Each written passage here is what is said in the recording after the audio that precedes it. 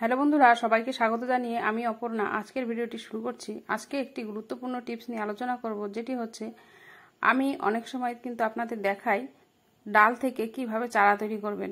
এবার অনেকেই কমেন্ট করেন আমার মতনই আপনারা বসিয়ে আপনাদের চারাগুলো হচ্ছে না, কী কারণে হচ্ছে না, কি কি ভুল করেন, সেইগুলি আজকে আপনাদের সঙ্গে আলোচনা করব। আমি যখন নতুন ছিলাম সেই ভুলগুলো আমিও করতাম, যে কারণে আমার কাছেও কিন্তু প্রথমে অনেক ডাল সব ডাল যে বসাতাম সবগুলো কিন্তু হতো না। এবার সেই ভুলগুলোই যদি আপনাদের সঙ্গে শেয়ার করব, যাতে আপনারা সেই ভুলগুলো না করেন, তাহলে কিন্তু আপনাদের প্রত্যেকটা কাটিং সফলভাবে তৈরি হয়ে যাবে।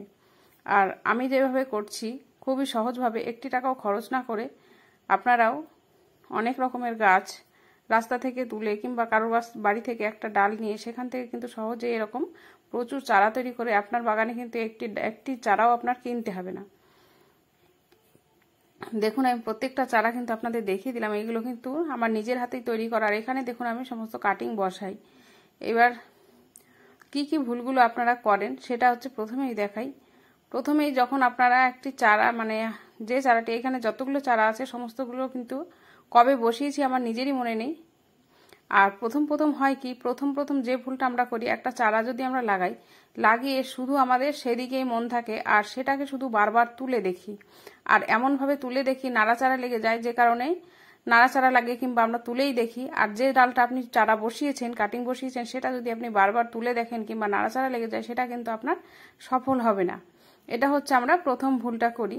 এই দেখুন এই ডালটা কিন্তু সম্পূর্ণ চারা তৈরি হয়ে গেছে, তবুও কিন্তু এটাকে আমি বার করে দেখিনি যে এটা চারা তৈরি হয়েছে কিনা। আর যখন আপনারা চারাটা তৈরি হয়ে যাবে সম্পূর্ণ বুঝতে পারবেন, শিকড় কিন্তু দেখা যাবে। এরকম ইসে বসালে, এরকম গ্লাসে যদি আপনারা বসান তাহলে কিন্তু শিকড়টা দেখা যায়। আর যদি আপনারা গ্লাসে না বসান, বুঝতে না পারেন, তখন আপনারা দেখবেন ওপর দিক থেকে গ্রোথ হচ্ছে। আর গ্রোথ কিন্তু আপনার 15 দিন পর থেকে নতুন নতুন পাতা বেরোনো শুরু হয়ে যায়। তখনই কিন্তু আপনি ডালটা তুলবেন না, তখনই কিন্তু ওটা শিকড় বেরোয় না। প্রথমে আগে পাতা বেরোয়, তারপরে কিন্তু আস্তে আস্তে শিকড় বেরোয়।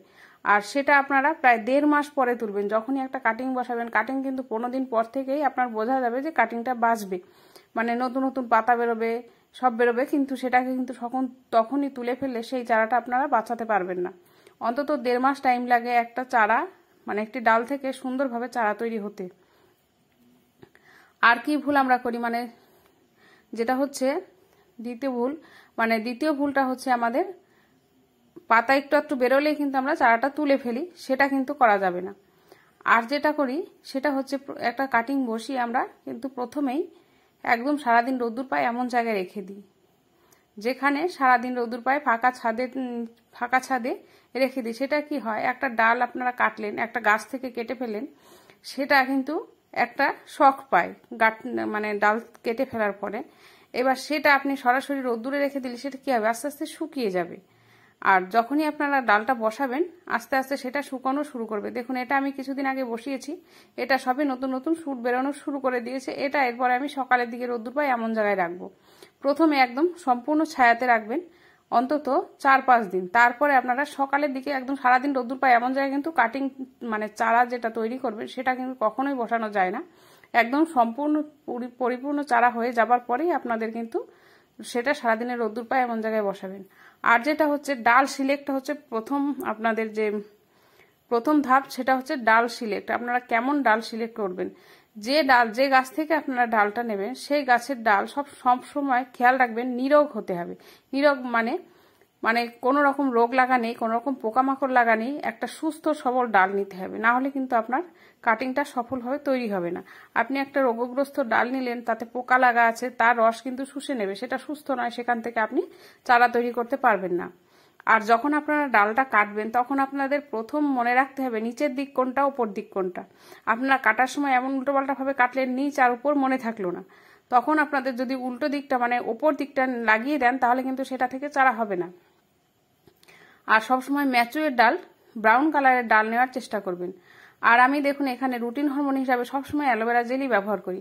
আর ওপর দিকে আমি এটা সাপ ফাঙ্গিসাইড দিচ্ছি। এর বদলে আপনারা যদি সাপ ফাঙ্গিসাইড না থাকে, এর বদলে আপনারা হলুদ দিতে পারেন। এটা দেওয়ার কারণ ওপর থেকে কোনো ফাঙ্গাস যাতে সৃষ্টি না হয়, আর কিছুই না। এর জন্যই কিন্তু আপনার যে ওইটা দিয়েছি বলে আমার চারা তৈরি হলো তা কিন্তু নয়, ওটা শুধু ওপর থেকে কোনো রকম রোগের আক্রমণ যাতে না হয়, যে কারণে ওটা দেওয়া। আর নিচের দিক থেকে তো শিকড় বেরোয়, সেখানে আমি অ্যালোভেরা জেল দিয়েছি। আপনাদের যদি না থাকে বর্ষার দিনে আপনাদের কোনো কিছু রুটিন হরমোনের দরকার পড়ে না, এমনিতেই হয়। আর সারা বছরই কিন্তু ডাল থেকে চারা তৈরি হয়, কিন্তু বর্ষার দিনে খুব তাড়াতাড়ি চারাটা তৈরি হয়, আর অন্য সময় একটু দেরি হয়। শীতের দিনেও আপনার ডাল থেকে চারা তৈরি হয়, তখন আপনার পুরো প্রক্রিয়াটা শেষ হতে, মানে ডাল থেকে চারা তৈরি করতে প্রায় 2 থেকে 2.5 মাস টাইম লাগে। তাহলে ভিডিওটি আজকের মতন এই পর্যন্তই। যারা সম্পূর্ণ ভিডিওটি দেখলেন তারা নিশ্চয়ই বুঝতে পারলেন যে কি কি ভুলের কারণে আপনাদের ডালগুলো থেকে চারা তৈরি হচ্ছে না। সেই ভুলগুলো আর করবেন না, তাহলে আপনাদেরও আমার মতন চারা তৈরি হয়ে যাবে।